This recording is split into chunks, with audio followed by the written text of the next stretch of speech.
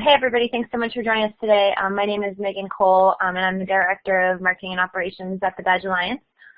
So we are very excited to have the opportunity to kind of take a little look at some of the great things that were accomplished in the Open Badges space in this past year, while kind of giving you glimpses of key things that we think are next to come kind of as the movement moves forward. So I'm really excited to have this time, but also use this time to answer questions. So you'll see as we start to go through each section that we've split time for questions, but in addition, we'll be watching the chat. So we encourage you to, as you go along, post anything you have. So if we have time, we'll voice questions. Otherwise, we'll use the chat very closely as we go through. So with that, I just wanted to say really quickly introductions. So I will be joined today by 3 additional members of my team. So first is Jade Forrester, who is our kind of social media and marketing manager. She'll be taking a look through the 2000 year in review, so walking you through that, giving you a highlight of some of the key main accomplishments, and really honing in on some of the deliverables that came out of the Badge Alliance, even from when the Badge Alliance started. Then joined by Sunny Lee, who is our Director of Strategy.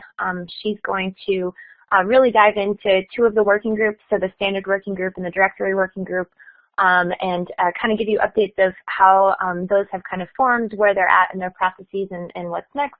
And then turn over to Carla Castilli, who is our Director of Design and Practice. And she will really dive deep into the workforce and research, giving you an overview of those groups. And then I myself will close off with a messaging update and then kind of a summary of everything. So got a lot of great content to dive into today, and like I mentioned, we really highly encourage you to post questions as you go. We want to make sure that this is an opportunity for you to leverage the team. And with that, I will turn over to the first person up, who's Jade, who will walk you through the 2014 year in review. Thanks, Meg.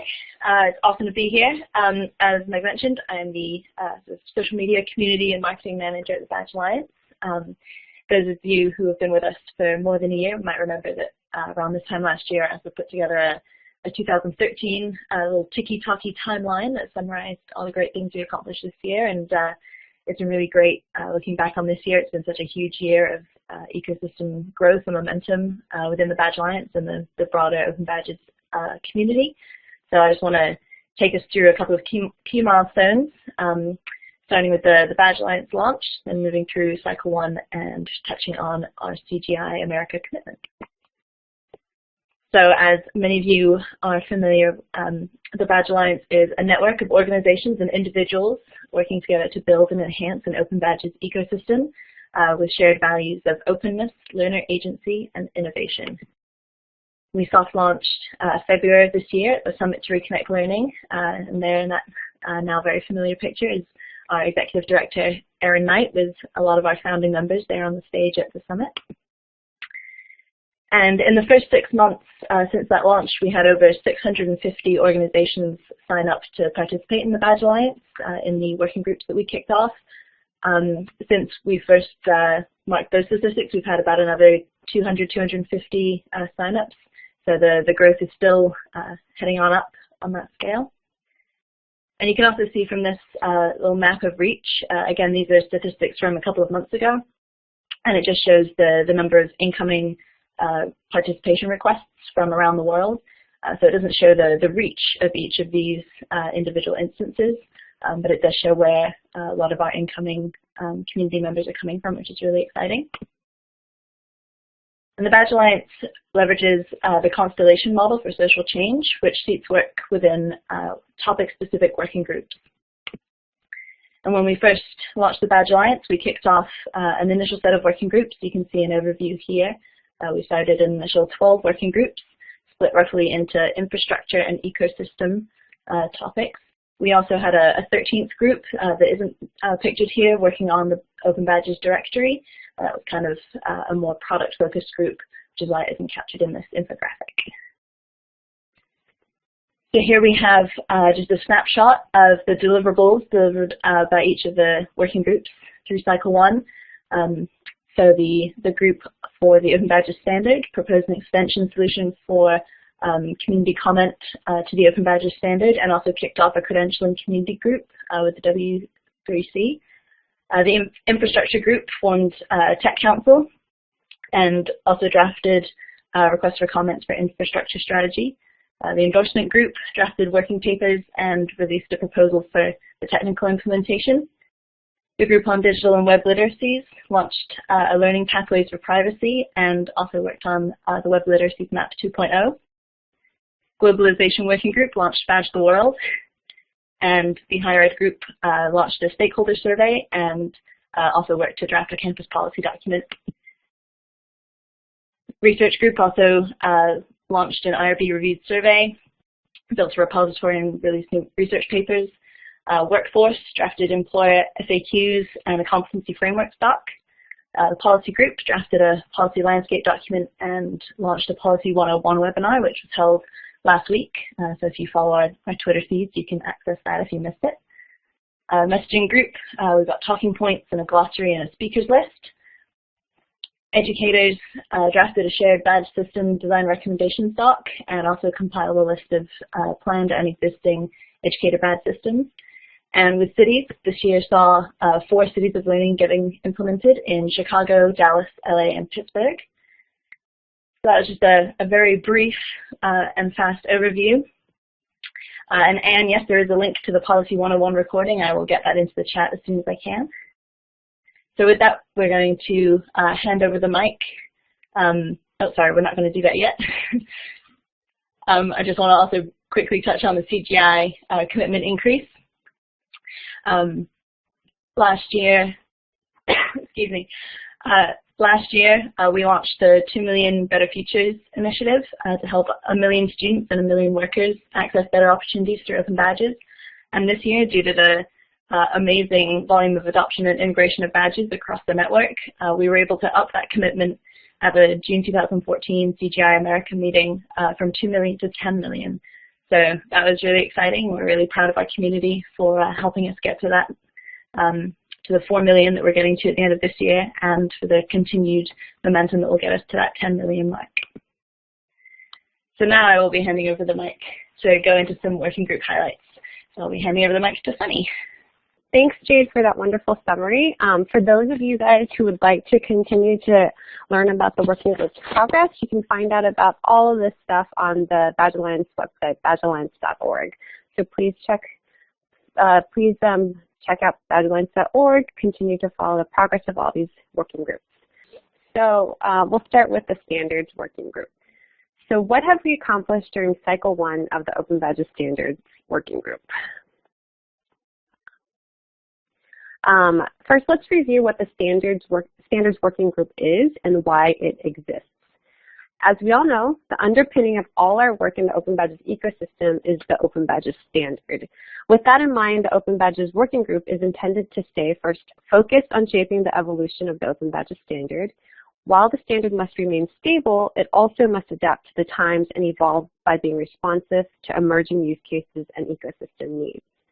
Also, the standard must be managed and maintained collaboratively with ecosystem stakeholders and community members. And while it's important to evolve and respond to new technical demands and emergent trends and use cases, it's also important that we maintain backwards compatibility. With that in mind, let's review our Cycle 1 goals. As mentioned, the group has been coalescing around enabling the addition of extensions to the Open Badges standard and having that be machine readable and interpretable. As such, it was important to first research and experiment with available technology options for implementing standards extensions. Having done our due diligence of research, next step was to come out with a proposal that the community can review, scrutinize, and poke holes at. Based on feedback received, we then start the process of standardizing the specification with a combination of the selected technologies, which were JSON schema and JSON-LD. We also wanted to make sure we were constantly gut-checking our assumptions and critically reviewing our proposed solution by working closely with the endorsement working group, as well as the Technology Advisory Council. In addition, we need to fully understand the impact of the specification update on the overall Open Badges technology stack. In addition to the extension proposal, the standard working group has been working on what it would mean to have the badge be the foundational unit of federation. That is, the truly interoperable and portable unit of credential information in which all that metadata is baked inside. Therefore, we propose baking the full badge class object into the badge assertion as part of the specification. Based on the fully baked badge class object work just described, it's important to show how that badge will be displayed, and the baked metadata becomes easily accessible and interpretable by those who would like to evaluate and review the embedded badge information. The OpenBadges displayer.js is a proof of concept intended to illustrate this. With so many stakeholders interested in the solution for interoperable digital credentialing, increasingly we are realizing that the Open Badge standard work would benefit from an established standard body like the W3C or IETF. Therefore, the Standards Working Group has explored and investigated what it would mean to join forces with external standards organizations to make Open Badges standard a web standard. Now, having done all of our due diligence of researching standardization support available by other standards bodies, we've committed to working with the W3C by creating a credential community group in collaboration with several other organizations in the ecosystem. What are the highlights of Cycle 1 that we can point to? First of all, we've agreed on a charter and outlined the governance of the working group decision-making process. We've established a strong action-oriented cabinet that have driven all the stated goals home. As mentioned above, we've explored and investigated the standardization landscape and have coalesced around the technology solutions we'd adopt. That is JSON-LD and JSON schema. We've also worked with the endorsement working group and kicked off the W3C collaboration. Now let's dive a bit deeper into the extension work that the standards group undertook throughout Cycle 1. But before that, we'll do a quick review of the Open Badges standard as it exists today. So each Open Badge is comprised of 3 objects. The badge class object that defines what the badge is. It has the description, the criteria, how it's earned, etc. Then there's the issuer object that defines the badge issuing organization, its name, URL, and contact information. Finally, there's the assertion object that ties these objects all together to an individual that earned that badge. That is what we mean when we say that this is a badge instance, since it's uniquely tied to each individual earner of a badge. So what do we mean when we say extensions? Extensions provide a way to extend the information or data in a badge. They use an external specification and can be encouraged to be shared by different organizations. When the standard working group notices a broad trend in extension being utilized with regularity and resilience, then there's an argument that can be made to add that extension to the standard moving forward. Examples of extensions can include things like adding endorsement information, location data, target age for a badge, level of difficulty of the learning content, application link, etc. And just like any other piece of metadata within the badge, this extension for information should be searchable and indexable.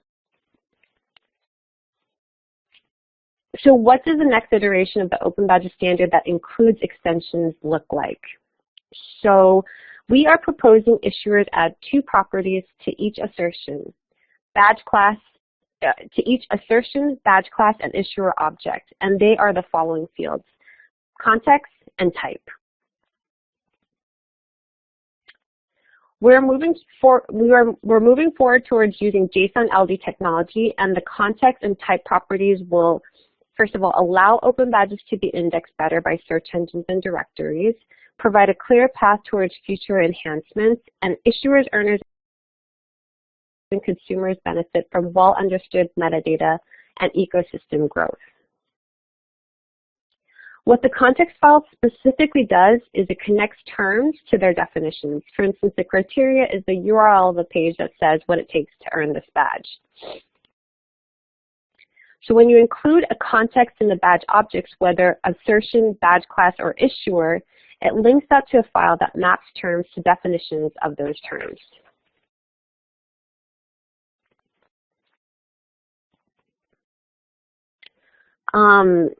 So what this allows is a better understanding among search engines and badge consumers, and it enables us to easily add extra information utilizing the context file, which is a step towards open and standardized extensions.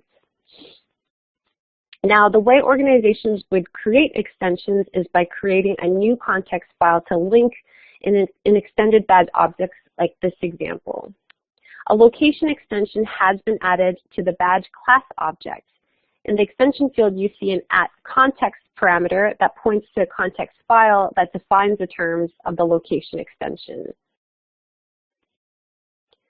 Keep in mind that while in this example we're adding an extension to the badge class object, any badge object, whether assertion, badge class, or issuer, may be extended. So in sum, each badge object now declares two new properties, context and type, and each context file declares the purpose, semantics, and structure of the objects of that type. Let's see. So what's next for the standards working group? We need to update the validator. The validator allows folks to verify whether their Open Badges data structure has been formed correctly or not. Now, with the new standard extension proposal, the validator will need to be updated to accommodate for the JSON-LD data structure, and we also have to ensure for backwards compatibility. The standards working group has been in close collaboration with the endorsement group in order to ensure their feedback is incorporated in the design of the extension proposal. Having done that, next step would be to actually create an endorsement extension that folks could start plugging into. With the extension proposal going live, we want organizations to start picking it up and utilizing it. Therefore, we need to have the right tools and documentation necessary for organizations to get onboarded and ensure they have community support. Finally, we will continue to collaborate with other organizations and stakeholders in the space through the W3C Credential Community Group in order to make forward progress in establishing Open Badges as a web standard for digital credentialing. And with that, any questions?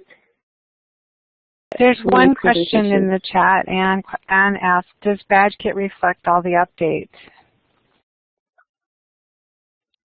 So BadgeKit, the status of BadgeKit is stable. It's going to continue to provide an open source way to design and issue badges. As mentioned previously to the community members, the hosted BadgeKit is only available for the cities of learning. The BadgeKit that you can self-host, that code will always be there and continue to live on. In terms of making sure that BadgeKit accommodates for the new standards extensions and stuff like that, that will require some development work. We will have to think about how to account for that development work in order to extend BadgeKit's capabilities to include extension properties. Thanks, Sunny. I think we can move on to the next section. Great. Okay. So now moving on to the directory. So what is the directory? It is a community resource that enables the storage and retrieval of badges that lays the foundation for other cool applications and services to develop.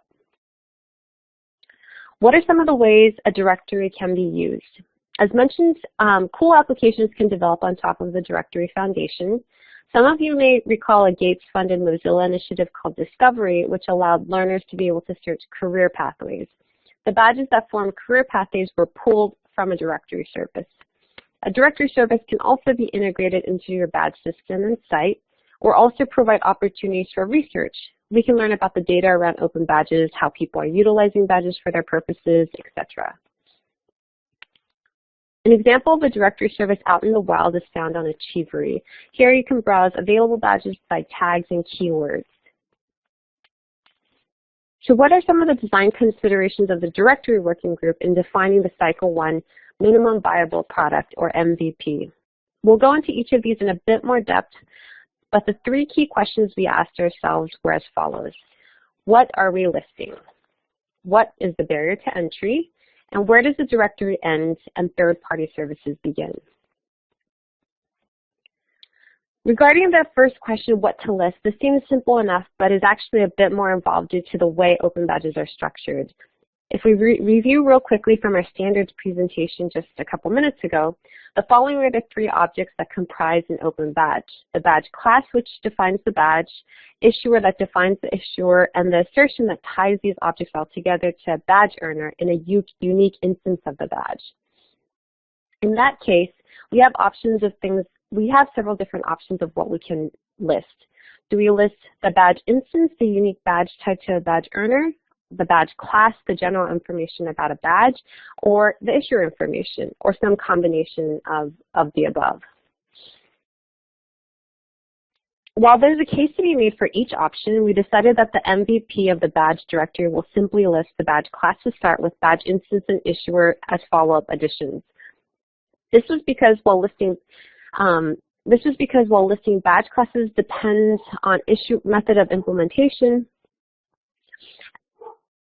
the badge classes actually have a little bit of a dependency on the issuing organization. And meanwhile, listing badge instances has a dependency on the earner to make the badges they earn public. We thought the earner dependency was a bigger initial barrier that the director would have to overcome as opposed to working with the issuers. So this is partially true. We are also listing issuer information, but the UI for it is a little less obvious. So that's why I just said badge class. So next we discuss what level barrier to entry we'd allow for issuers. We can completely automate badge listing for issuers by crawling the open web and eliminating the barrier to entry for issuers altogether. We can have issuers register the badge classes they'd like to have listed in the directory. This solution is the least developmentally intensive on our part, but puts a certain amount of onus on the issuer. Since the barrier of entry is put in place, it's on us then to provide issuers with a value proposition to go ahead and list their badge classes. Or we can implement some hybrid solution of the two. We settled for the second option. While option one rids the barrier to entry for issuers, it's also a very expensive undertaking as the crawler would have to scour millions of IP addresses looking for certain file types. We thought option two would provide us with an opportunity to work collaboratively with issuers in the ecosystem to highlight their badges and proof of concept the directory to a broader audience while honing the value proposition. Next, in thinking about the initial MVP, we had to think about what's within scope and out of scope of the directory service. What level of end user experience do we want to build? The questions we grappled with are, do we provide an end user experience at all? Or is the directory simply a list of API endpoints other organizations can plug into and build from? Or perhaps a bit of both. We settled on the hybrid solution yet again, or we settled on this hybrid solution this time. We all agree the API component of the directory will be critical for encouraging application development, but at the same time we felt we needed some level of user interface to help folks understand and grasp the fundamental concept behind the directory. As such, what we ended up creating is a simple user interface that lists all the badges with basic search and filter capability, but nothing beyond that for now.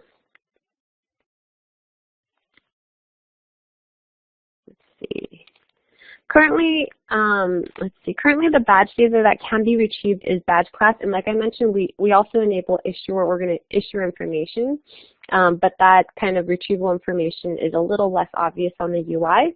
But we'd like to also include extensions like endorsement information as soon as they start rolling out.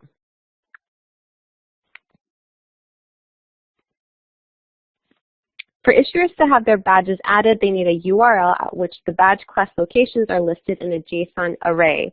The badge class list endpoint should return a JSON message with the following simple structure that you see over here.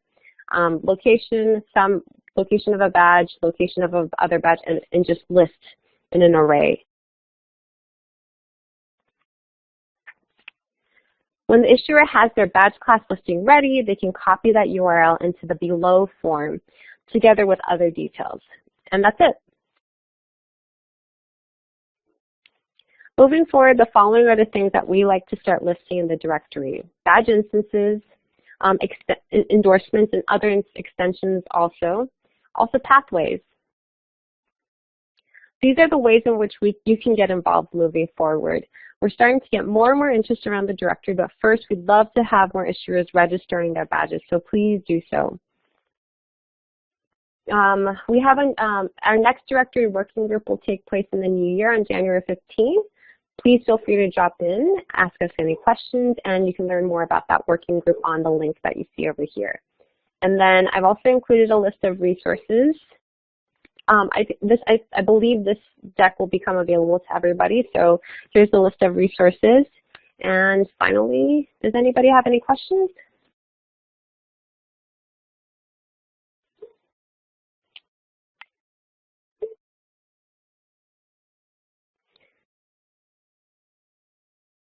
Deb is saying, yes, we will add this deck to the MOOC. I don't see any other questions, and so I guess we can move on to the next section. Great. I'll pass it over to Carla, and we'll be around, so please feel free to type your questions into the chat window, and we can answer your questions that way too. Thanks. Do you want this? Hey, everybody. So thanks for bearing with us as we step through the technology there. And I know that there was a lot for us to take in. And if you have any questions, as Sunny noted, please go ahead and drop them in. But it's really important for everybody to understand how much work has been going into the standard and how important that is. But sometimes it can be a little intimidating. So thanks so much. Now we're going to take a look at some of the work that we've been doing with the Workforce Working Group. And what the Workforce Working Group was really aiming at doing was looking at kind of the opportunities that are related to jobs or internships, anything that's kind of related to employment-related opportunities and badges, and connecting those. And in particular, paying attention to things that areas that aren't necessarily, haven't been paid attention to in the past, and those include things like what we might call non-cognitive skills or soft skills, right? And those can include things like communication or teamwork, and then also in addition to that, hard skills, so things like technical competencies. And part of the reason that was really important for us to start looking at both of those is, as we've noted, historically, hard skills are the things that people tend to put on their resumes, but soft skills are really the things that tend to get people jobs or opportunities, professional or personal opportunities. So badges are a perfect area for us to start kind of cracking that nut. Then also we worked from a variety of different perspectives. So taking a look at different environments, including academia, industry, government, and what we've been doing with that is starting to add in professional capital to the open badges movement. So there certainly have been a lot of questions around the idea of, well, now that I've earned these badges, what can I do with them?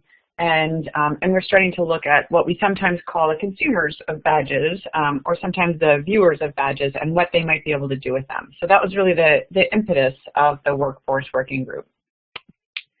And so our goals, building on that that structure, were a few, and those included creating an explanatory guide. So this is some of the work that Jade talked about a little earlier.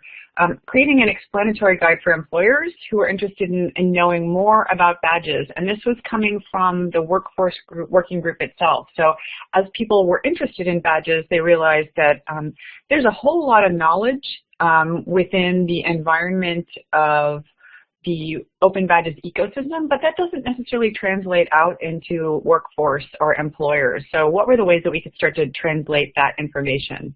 And I see that there's already a question about addressing military to civilian skills and the badge conversion capacity, and I will talk about that in just a second. But I can see that a lot of people already asking about, and also Serge is asking about self-employment. So let me get to that in just a second, those two questions. So let me just also continue with, we were also starting to look at the way that currently people are already starting to use badges in the workforce.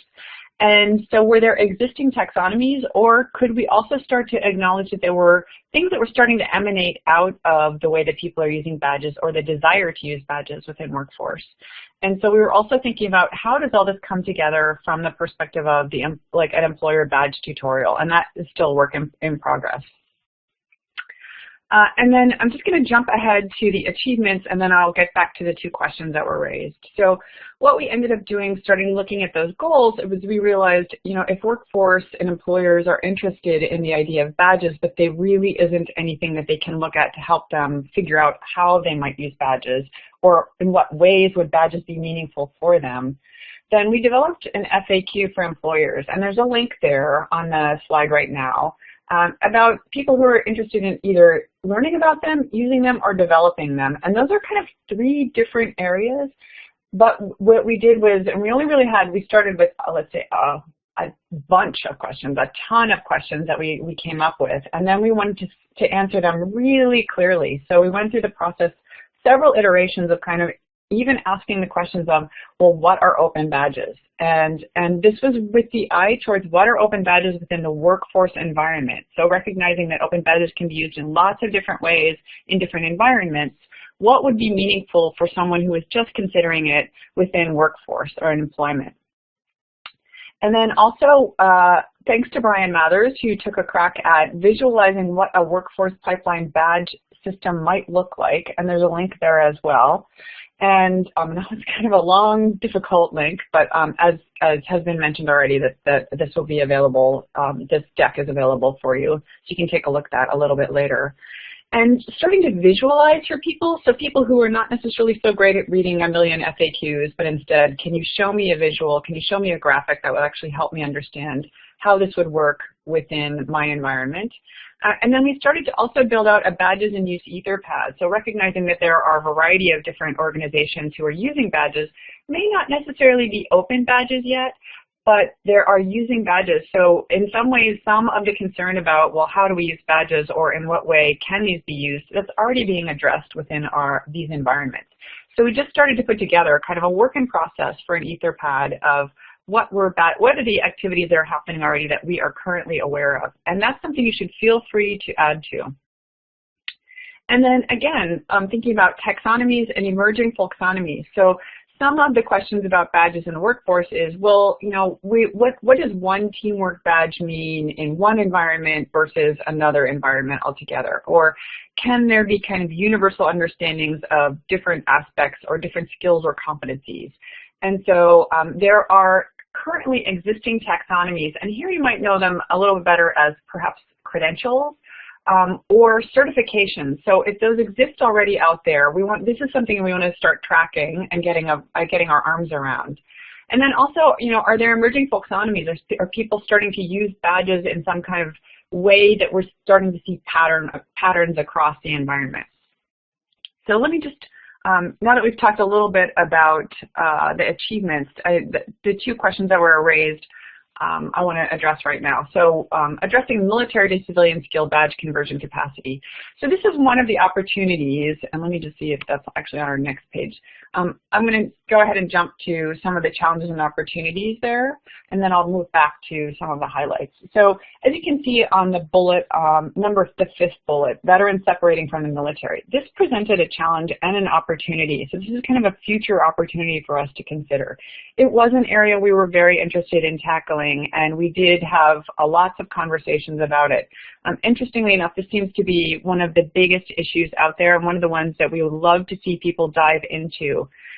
We had, as I said, a few different approaches, and there was lots of interest. We didn't make a lot of headway, and this is one of those things that we wish we could have done a little bit more with this in this environment. But it is something that we still have in front of us, so it's definitely a challenge that we are looking to accomplish within the coming year from a community perspective. And then also, Serge has also asked a question about what about self-employment?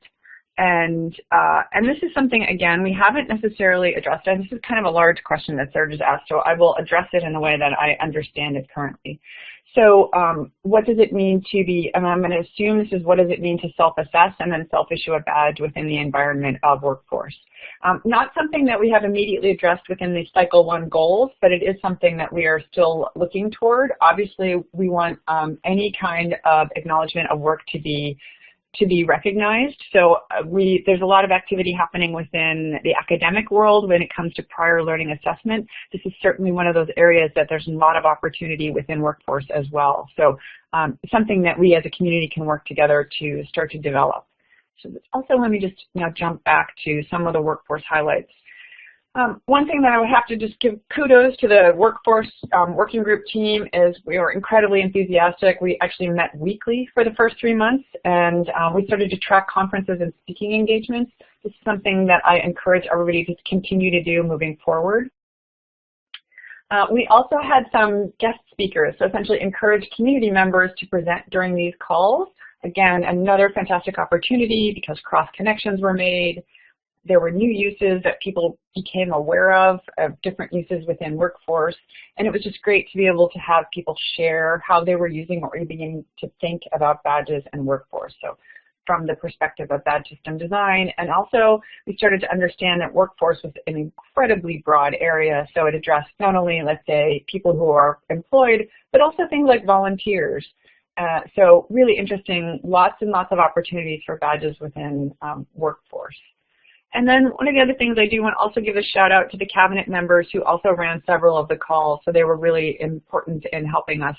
They built some strong leadership there, and that's something, again, we highly encourage everybody to feel empowered to run the calls and also start to create their own working groups if that's an area they're specifically interested in. Now, and jumping forward to the workforce challenges and opportunities. So as I just mentioned, workforce is a huge area to address, and there are many different constituencies, lots of different desires, many different people wanting different things.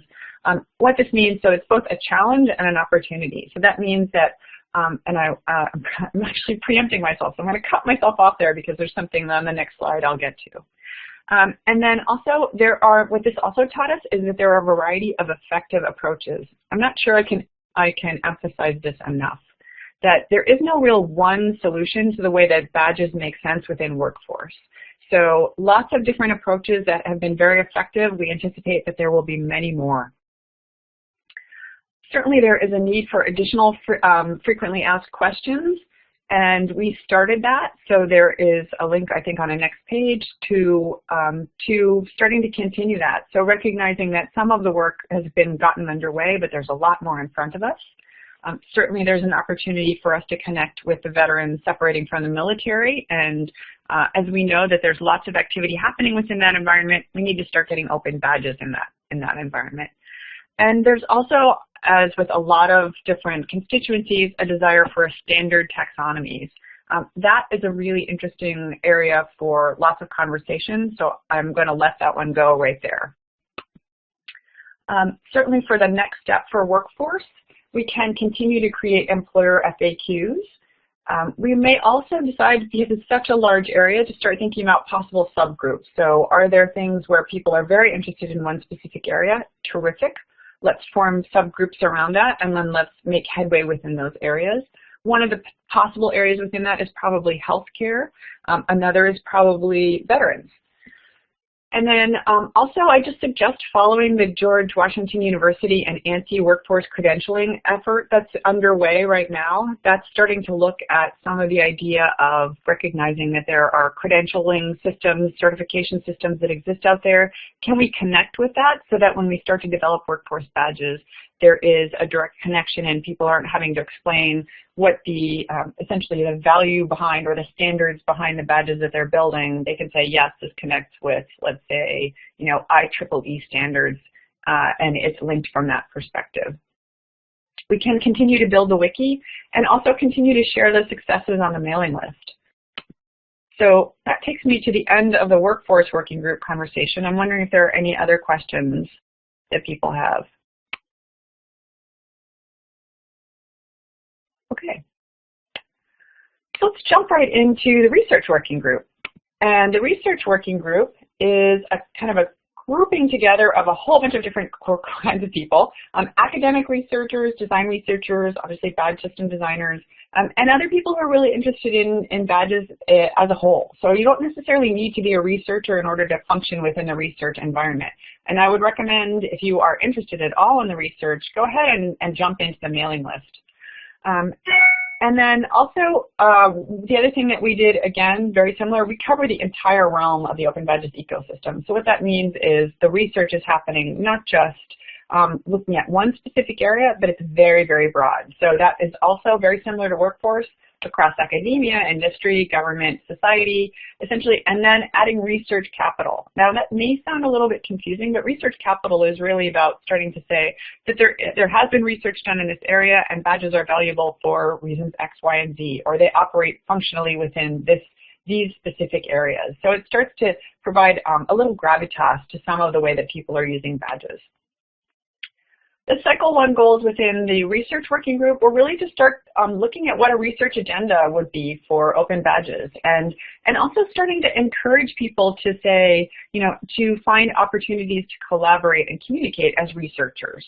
And then really to start to galvanize and gather together the research that exists out there so people can find it and make use of it. And this actually, something like this popped up on our most recent mailing list. And and many thanks to Chris Gamrat for sharing it from Penn State, sharing the research work that he was doing.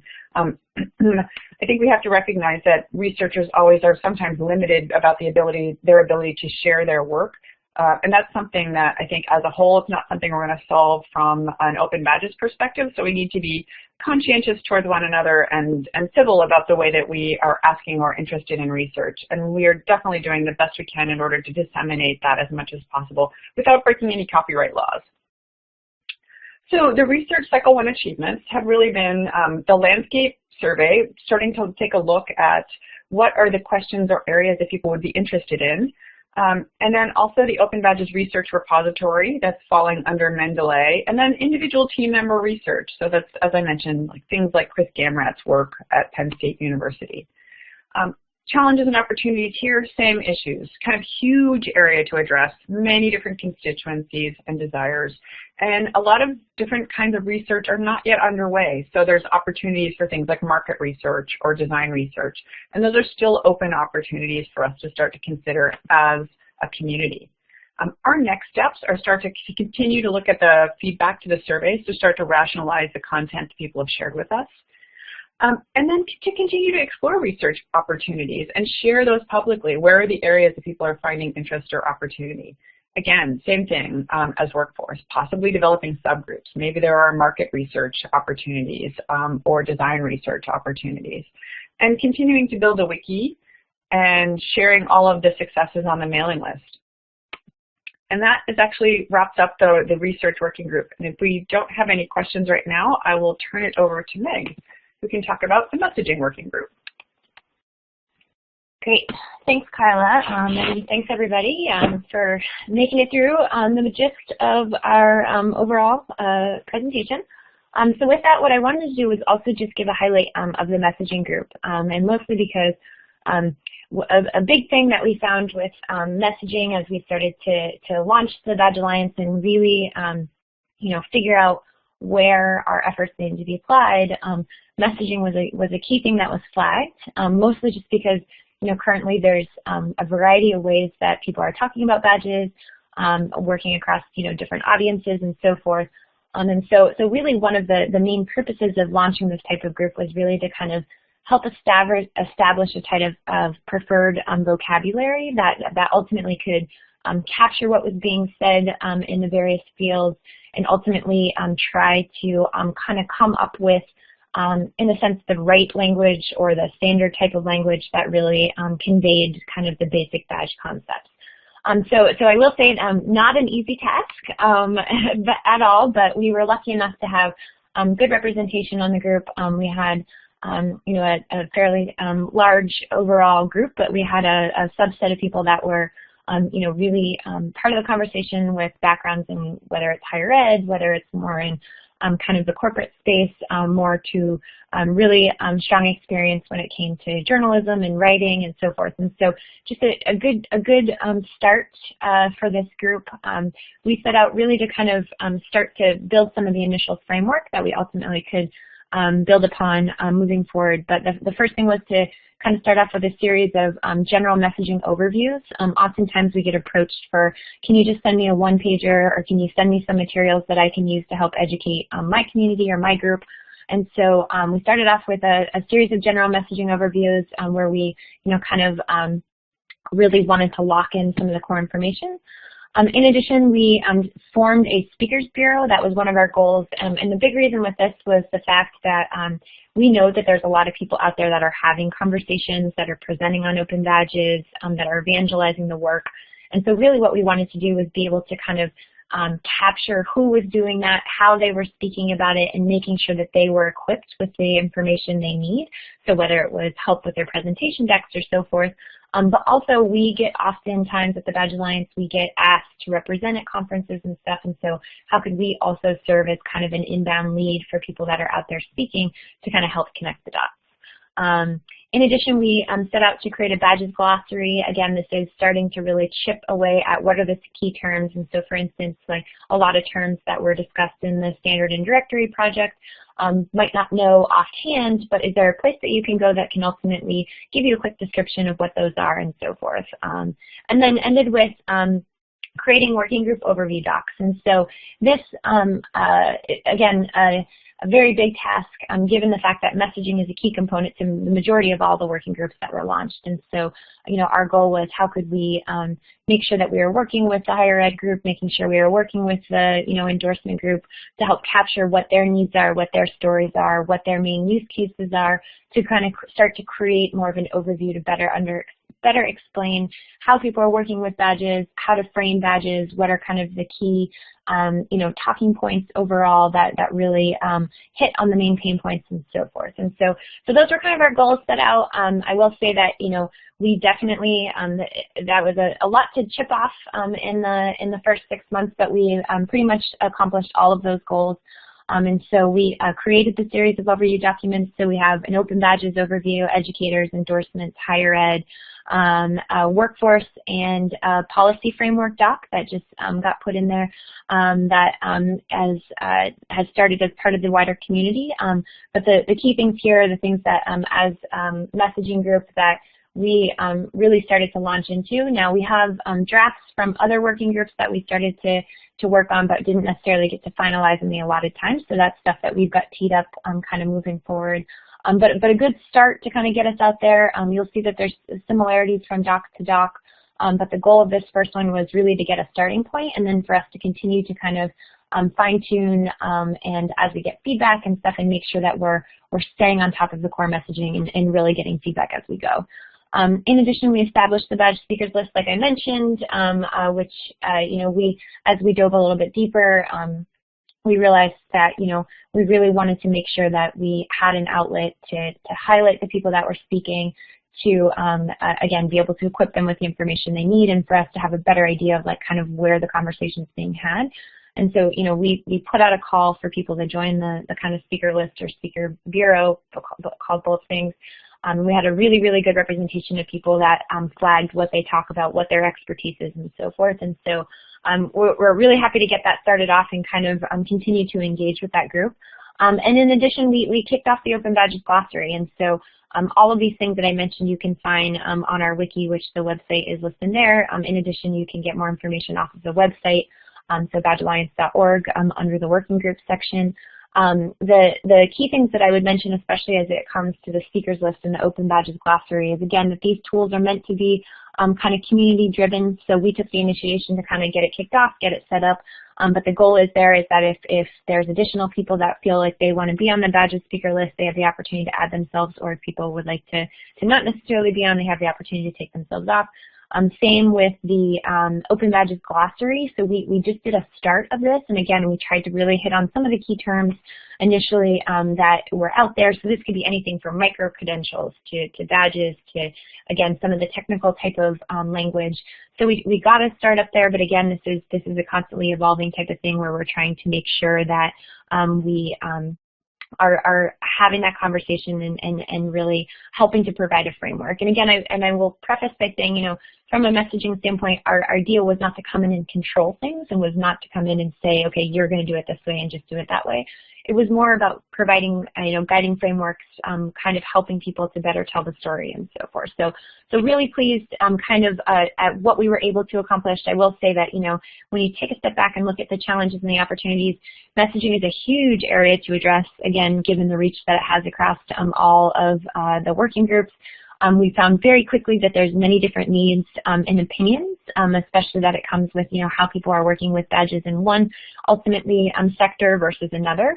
And that it plays a key role, and that a big component that's missing, so outside of just talking points and what are that, is really telling the stories. So telling the stories of who's working with badges, how they're working with badges, how it's worked, and so forth. And so definitely see it as a huge opportunity as, we start to look at the future to see how we can combine efforts, even as simple as, with research of what's going out there, what's working and stuff, and with higher ed, how are we documenting how universities are working with it and so forth, and endorsement, how are we supporting them as they start to work through, their initial use cases and getting it set up. And so definitely, I think a challenge for the community standpoint and so forth is how do we kind of break down some of the silos that kind of naturally develop when you're thinking about working groups, and find ways to kind of streamline across the board. So definitely think that applies to the messaging one.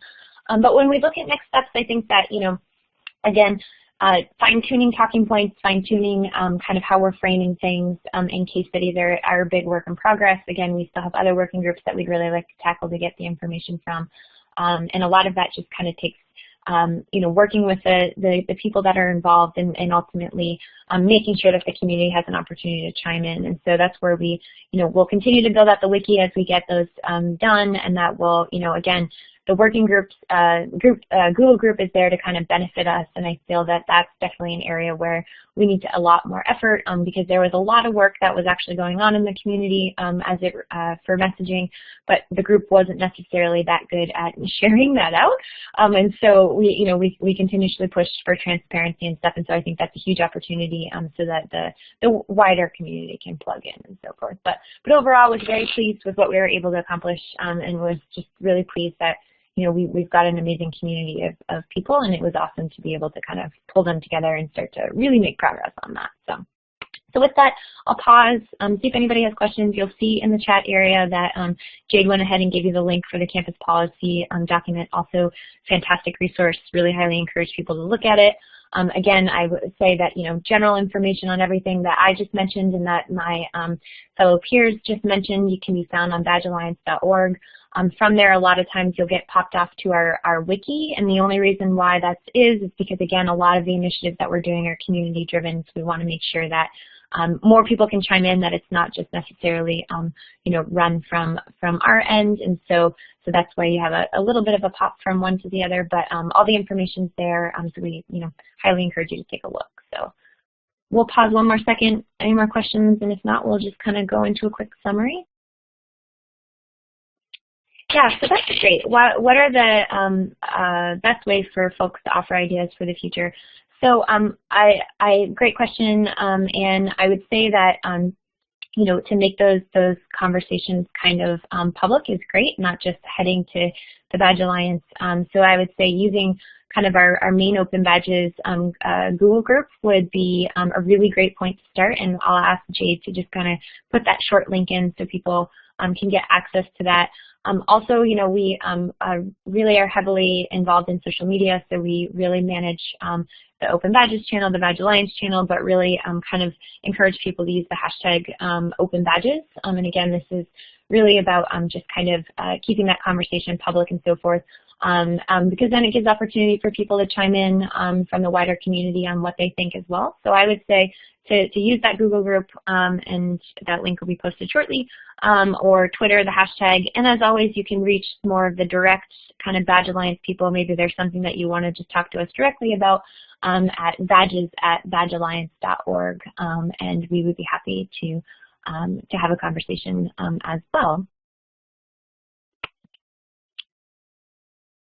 So with that, just go through ultimately a quick summary there. So, generally I'd say that, today we on a very short amount of time, we gave you a quick synopsis of ultimately where the key things that we've been able to accomplish, the key things that we set out to do, really kind of how Badge Alliance really, was initiated this year, and kind of the success that we've seen over the first, 8 or so months. And I think overall, as we take a step back, it's been a great year.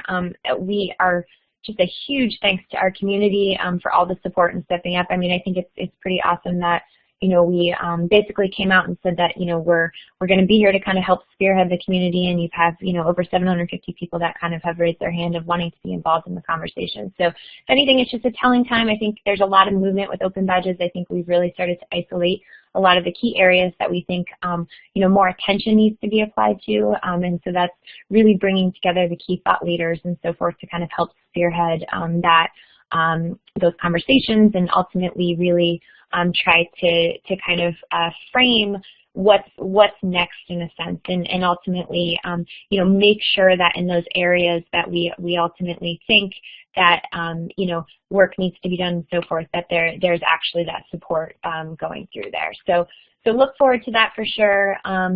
Also just think that there's, like I said, a lot of work to be done, and so we are just really, really excited about everything, and just very grateful, I'd say, to have such an active community, and then just kind of look forward to taking the next steps with everybody. So with that, that's the end of our presentation. So we'll just go ahead and see if anybody has any more questions, and then and in the meantime, I will go ahead and get that link to our main Open Badges Google group too, and post that in the chat.